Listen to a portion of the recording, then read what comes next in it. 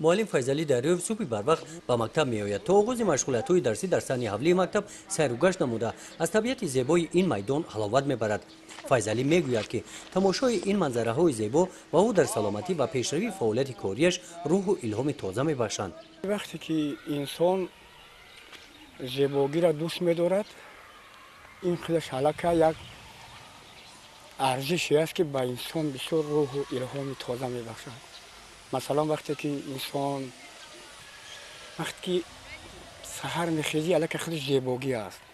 انسان وقتی که سحر خیزد با حولیش قدم نخستین نمیگذارد، وقتی در چشمش یگم گل بیند اونه که گلزار بیند، این بهترین روح و الهام تازه به انسان میبخشد. یعنی زیبایی یک ارزشی است که به انسان تمام ارزش‌های دیگر را پیوست می‌گرداند. کارهای آبادانی در این مکتب سال گذشته با استقبال جشن 20 سالگی استقلالیت دولتی جمهوری تاجیکستان شروع گردیده. این منظره زیبای طبیعت نتیجه آن روزها میباشند. اکنون اینجا شپرک و گلپرک و زنبوری عسل را هم دیدن ممکن است. شاگردان معلم گفتند که مکتب برای ساکنان دهه صلح‌آباد جماعت دهات توگرک نمونه عبرت گشته است. این منظره را دیده ساکنان مقصد دارند که حولی‌هایشان را با همه جا مانند با شنانیدن گل زیبا گردانند. اون نفری که زیبایی را می‌آفرد او خودش زیبا است، چون که وای همه این زیبایی را هیچ نمی‌کند. اون آدمی که زیبایی را می‌آفرد الک وای زیبایی را دوست می‌دارد. وقتی که آدمی زود با یک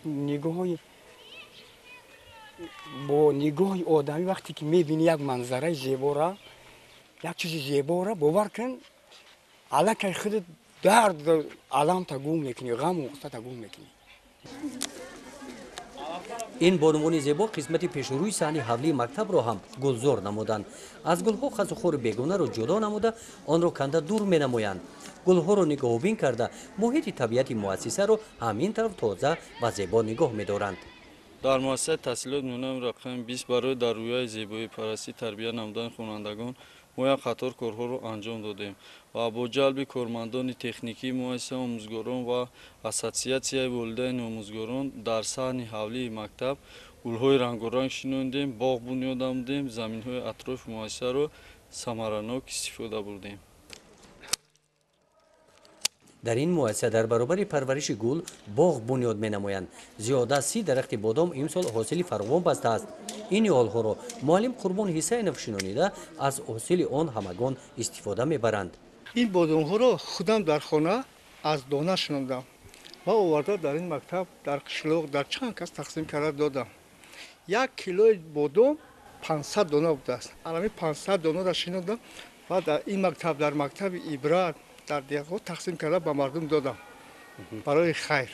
وقتی که با خوانندگان درس میدیم از تلویزیون نگاه میکنم گلزار، با خوانندگان میگم پدرشان من مادرشان من اینها را شنیدم.